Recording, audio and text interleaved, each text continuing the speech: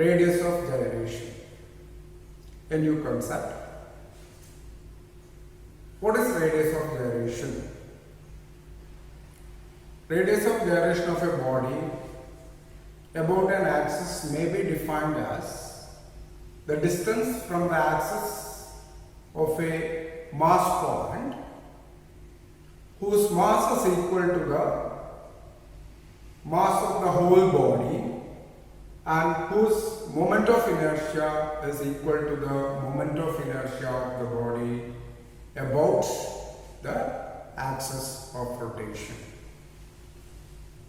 So in this figure, we have taken the mass distribution there, and suppose this is the point P, the mass point, and here we consider this mass point as having the mass equal to the mass of the whole body, let it be capital M.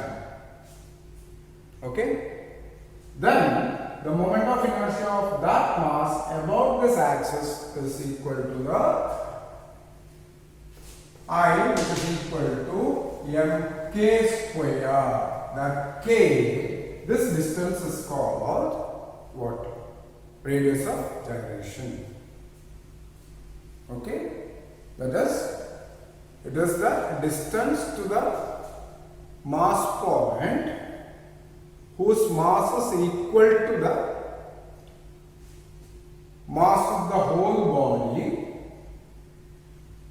and whose moment of inertia is equal to the moment of inertia of the body about the given axis. This is the statement. Okay? So, to understand more about this, let us see. If I write the moment of inertia of the body about the given axis, then I will be getting it as m into r1 square plus m into r2 square plus etc. plus m into rn square. So these are all mass points of same type mass. So this is nth particle that is of also mass m. Okay.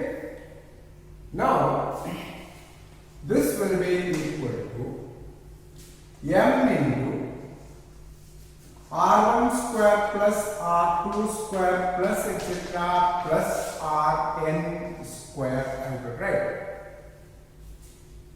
That means I equal to, if I multiply and divide by n numbers, then n into m into r1 square plus r2 square plus etc. plus rn square divided by n, I could see. So this n, I could say, but this n, I am taking it as small n because it is already mentioned there Rn, therefore small n has to be written here. Alright. So that is the number of particles here, mass particles distributed in this rigid body. Now this n times m will be nothing but equal to the mass of the whole body, because m like that, n particles, when you add all that mass, you will be getting the whole mass of the body. Okay, capital M into r1 square plus r2 square plus etc. plus rn square divided by n. Okay.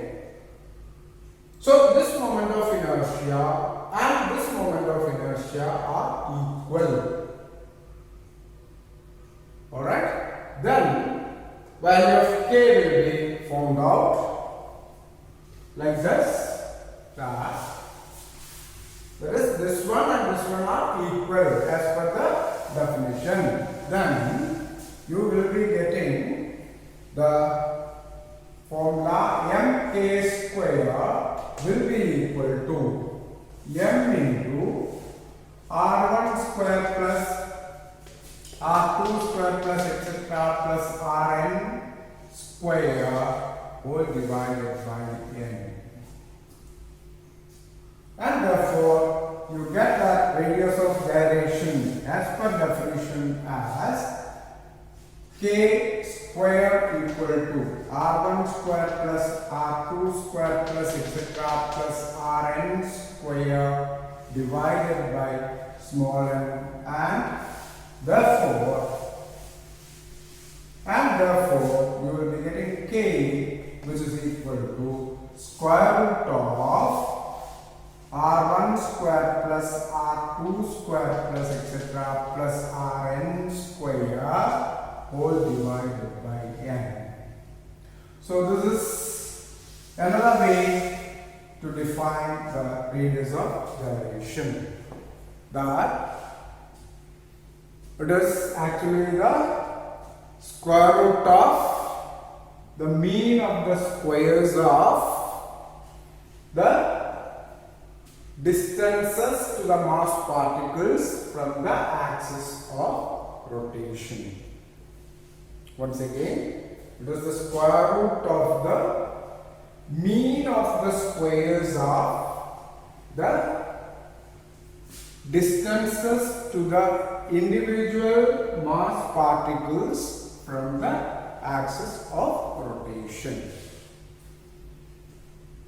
Okay, this is another way to define the radius of gyration. And now already we have studied that different types of objects and their moment of inertia. Therefore, let us consider how we can find the the radius of gyration of the body about the axis. Let us see. So for that, I have taken an example. Let us consider an example here. That is, suppose I want to find the radius of gyration of a sphere, solid sphere, about its diameter axis. Radius of gyration of the solid sphere about its diameter axis. Now this is a solid sphere, and we know the moment of inertia I of the solid sphere about its diameter axis, that is 2 by 5 mr square. It's not valid. Okay. Now, if you write the moment of inertia in terms of radius of gyration, then it can be written as mk square. See that? In that case, it's actually a mass point whose mass is equal to the mass of the whole body, okay, from the axis of rotation. Therefore, I can write this as I equal to mk square. So if you are writing the moment of inertia in terms of what you call the radius of gyration, the shape, size and all, it's not coming there. It depends on what you call the axis of rotation. Okay? Therefore, I equal to mk square and I equal to 2 by 5 mr square. Therefore, mk square equal to 2 by 5 mr square, and therefore k square equal to 2 by 5 r square, and that means k equal to square root of 2 by 5 into r. So this is how we are applying the condition of our definition of what we call the radius of gyration. So like this, for any object whose moment of inertia, if it is known to you about an axis, then the radius of gyration also can be defined. And remember one more point, it is very, very important that we consider a mass point whose mass is equal to the mass of the whole body. That doesn't mean that it is equal to the center of mass. That doesn't mean that it is equal to the center of mass. So very, very important it is. Okay?